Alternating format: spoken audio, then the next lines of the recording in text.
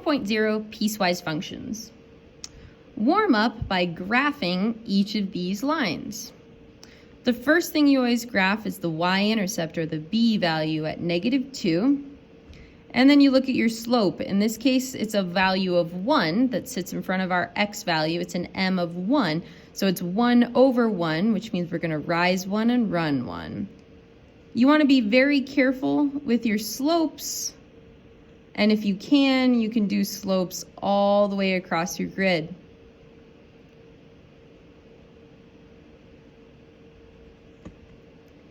Same thing for this one. Our y-intercept is 1 this time, so we start at 1. And our slope is 2, but we can write that as 2/1. So we rise 2 and run 1. If you run to the right, you're going to make a positive slope. But say that had been a -2, so you would rise 2 and run 1 to the left instead. So if you run to the left, you create a negative slope. If you run to the right, you're going to make a positive slope. I always encourage students to rise or fall based on positive or negative, but sometimes the space on the grid doesn't allow it. So just be aware that you want your graph to go to the left if you're, falling from left to right, if you're going to make a negative slope. Today we're learning about piecewise functions. A piecewise function is a function defined by 2 or more equations. Each piece, the root word of piece word is piece, each piece of the function applies to a different part of its domain, its x values. So as we move from left to right, there's going to be different functions represented on each part or piece of the piecewise function. So let's start about how to read. This is an example shown below. So how do you read a piecewise function? So what happens is that this f of x, you can really think about it as a y, and each of these y's applies to 2 different equations. So really we're looking at y equals x minus 2 and y equals 2x plus 1. Those should look familiar because we graphed them right up above in the whole domain where I used all my x values. But this time I'm going to just take pieces of those x values, and where I would like to chunk it into pieces is I can see in these domain restrictions is what they're called. We're going to restrict it at x equals 0. So if I chunk each of these graphs from up above at x equals 0, we can chunk it from left to right. So x minus 2 is that first graph we graphed, but in this case I want to restrict it to x is less than or equal to 0. So that's all the stuff to the left, if it's less. So I can see that I want this left piece of the graph, and it's shown right there. There's my left-hand piece of the graph. Also, something to note is that this is filled in on the dot right there, and that comes from the fact that this is less than or equal to. So if you have a less than or equal to or a greater than or equal to, it's filled in. But if you look at your second domain restriction, this one is x is greater than 0, that's to the right. I can see that it's chunking it to the right, and my circle is open. So if you just have a less than or a greater than, it's open. It's an open circle because it's not including that value. It's not equal to that value. So it exists right here, but it does not exist right there. It's called a jump. It's a jump in the domain right there. So you actually pick up your pencil and continue drawing your function right next to it. This is an inequality notation. This is the notation you're going to see the most often when you're using less thans or greater thans. But there is another type of notation that is used to represent domains of x values domains. So if I wanted to write this using interval notation, we would say f of x equals, and then I've got my bracket, x minus 2, and then we would say if, and now I want all the x's that are less than or equal to 0. So what you do is you say, I'm coming in from negative infinity, and you use a parenthesis for negative infinity because it's not a real number. It is a real value. It's not one single number. It represents a set of numbers. And then it comes all the way up to 0 and actually includes 0. So you do comma 0, but after the 0, you do a bracket. Brackets represent that it includes that number. So this is like the greater than, less than, or equal to symbol, saying that it includes 0. So then our second value, or our second equation, is 2x plus 1, and that's if, and now we want to pick up at 0 but not include it. So we use a parenthesis to not include 0, and then that's going to the right, which is going to positive infinity with a parenthesis. This is called interval notation, where I'm going from negative infinity to include 0, and then 0 to infinity where you do not include 0. So now let's do some examples. It says evaluate the function. So what that means is substitute this value into this function. Well, this function has two equations. So the real question is, which one do you plug it into?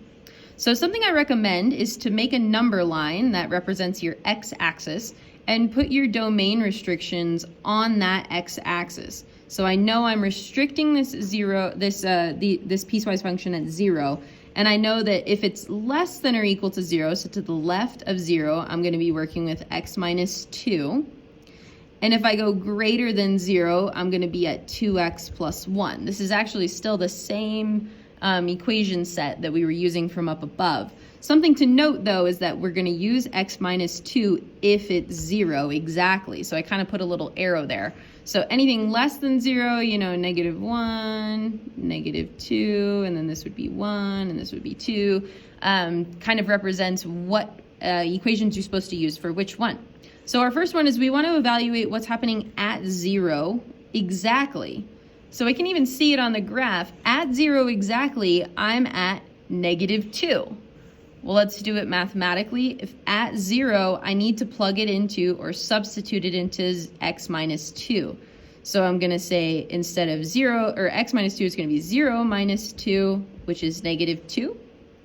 And our final answer should be written as f of 0, if I evaluate this function at 0, it's equal to negative 2. Now we want to evaluate it for x equals 4. Well, x equals 4 is greater than 0. It would be over here at 4. So I'm going to plug it into 2x plus 1. 2 times 4 plus 1. 8 plus 1 is 9. So in a nice notation, f of 4, if I evaluate this function at 4, it equals 9. Using the graph can be helpful, but in this case, that graph didn't go all the way over to 4. I can't see what's happening at 4. It's way up there at 9. It just doesn't show it. So use your math skills to substitute it. Something to note before I go on here, you don't plug it into both.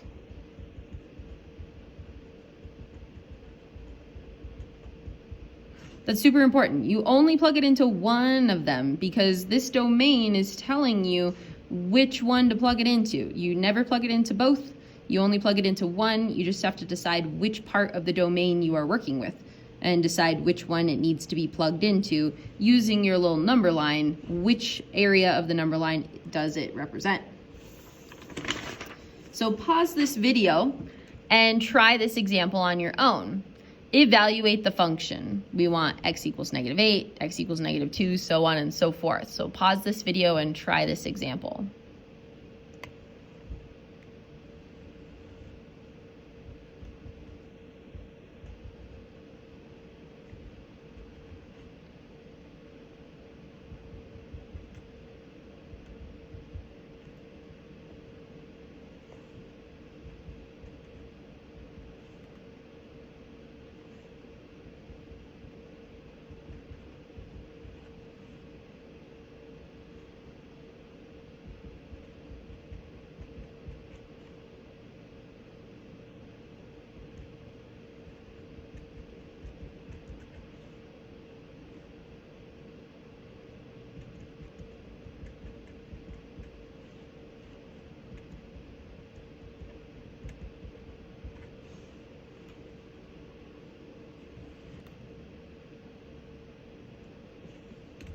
Note that negative 2 is exactly negative 2 using this function, so negative 2 plus 2 is 0. And also note that 5 is exactly 5 using x plus 2. So 5 plus 2 equals 7. Not to be confused with the last one where 10 is very clearly larger than 5. So 4 times 10 is 40. Next, graph the function. I'm going to switch from my pen to a pencil.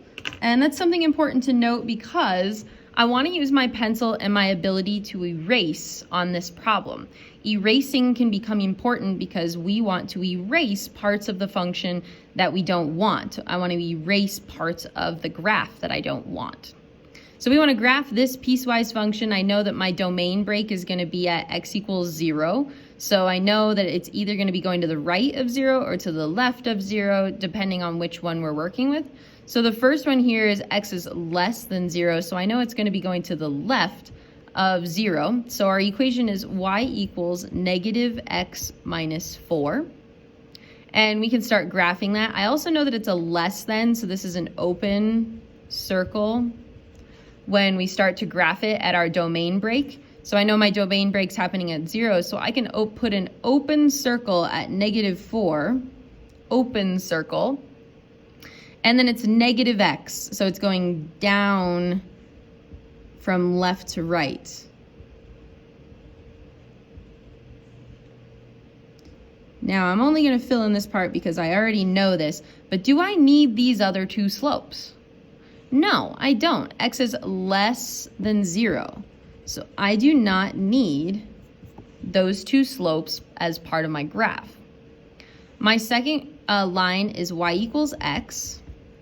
And I want it to be x is greater than or equal to, so this is a closed circle, greater than or equal to 0. So my y-intercept is at 0, yay, I can fill that in. See the jump right there at 0.